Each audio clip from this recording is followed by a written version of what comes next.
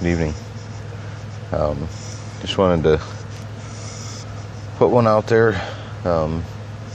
It appears the topic of Project Bluebeam seems to be a little more popular than some of the other videos I've done, which I don't know. I still don't know and understand how this whole YouTube channel thing works. I've just noticed that there's been more views on those particular subjects on the last two videos than most of the others combined. But something I wanted to mention is I'm a contractor, and I did a job for my brother-in-law. You know, he's a contractor as well. He's a licensed builder. I'm a subcontractor. And so I did this job for him. I basically tiled a bathroom for him. And, I wrapped up the job the other day, and we're just waiting to, finalize everything so he can collect the final draw on it. And, so I have money owed to me from that job. But now, one time in the past, I did a job for him, and I had some money owed to me from a job in the past, and I wasn't able to make my phone bill. And he actually paid my phone bill in order to call me regarding some other work. So this happened one time in the past, so it's not like it's a regular occurrence, but I was reminded of a man named Nassim Haramein and his analogy of the universe as like a universal internet, the universal web, and just as the internet that we use, like you'll be using now if you stumble across this, you can add information to it, and then you can also download information from it. So, it's an exchange of information, and that's, his idea is basically that's how the universe is set up. It's basically just an exchange of information. So in this existence that we're in now, we've downloaded, or the quantum aspect to ourselves has downloaded the information from the universal internet in order to, create the being that we are now. Well, as he explains, and you'd have to watch some of his videos to get a more clarification, but as he explains, you can put information out into this universal internet as well as draw from it. And so I told my daughter the other day, it was like 9 o'clock in the morning. I said, okay. I said, I'm just going to put it out there into the universal internet. And she said, what's that, Dad? I said, I'm going to put out there, Uncle Jimmy, see if he can get the signal to possibly pay my phone bill and take it off of the money from my last draw on the bathroom job. And, she's like, oh, okay, that'd be kind of cool.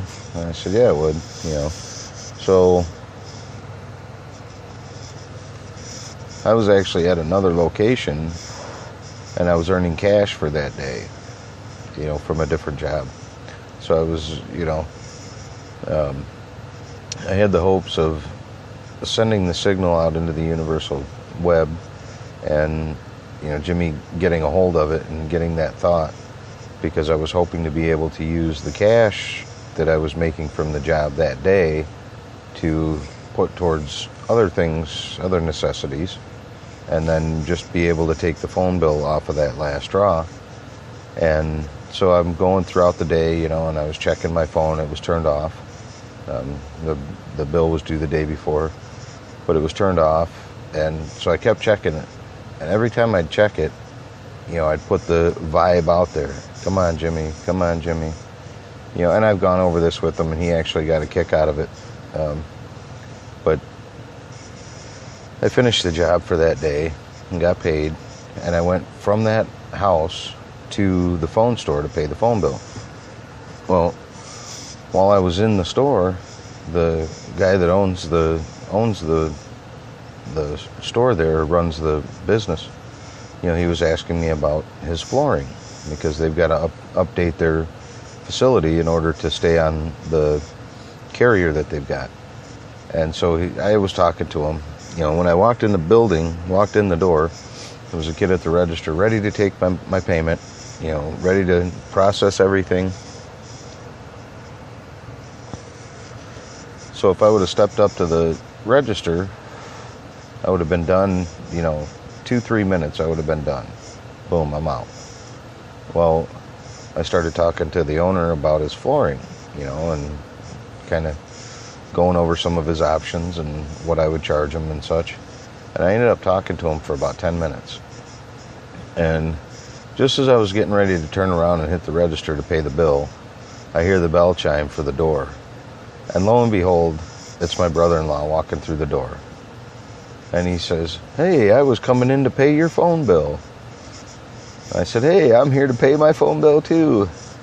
And he says to me, before I even mentioned anything to him, he says to me, "Well, hey, why don't we do this? Why don't I pay your phone bill on my card? We'll take it off of the money that's owed from that last draw, and that way you can keep the cash in your pocket."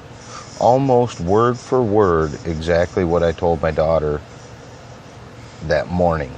I talked to her at 9 a.m. This was 5 o'clock in the afternoon at the phone store. So I'm relaying this because for me, it's verification that there is something to the power of our minds, and it's sort of confirming that the existence that we've been programmed to believe we are in is absolutely nothing like what it truly is. I've been doing a lot of research on the Project Blue Beam and the global cabal and their plan to try to coagulate all the world's religions into one New Age philosophy, which I don't agree with, but then use that as a stepping stone to a one world government through the 4 phases of Project Blue Beam. And so what it tells me is that if they are planning something like this, and a lot of the things that are out there, in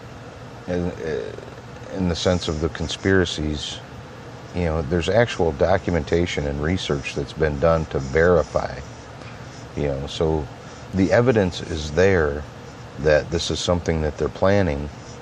And if they are planning to sort of manipulate events to be able to mirror the Book of Revelation, using the Book of Revelation as a script, then to be able to use technology today to sort of verify the revelations and to sort of validate it, then it tells me that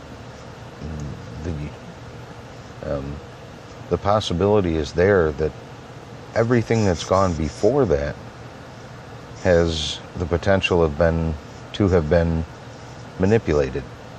And so I know through my research that all the world's religions are constructs.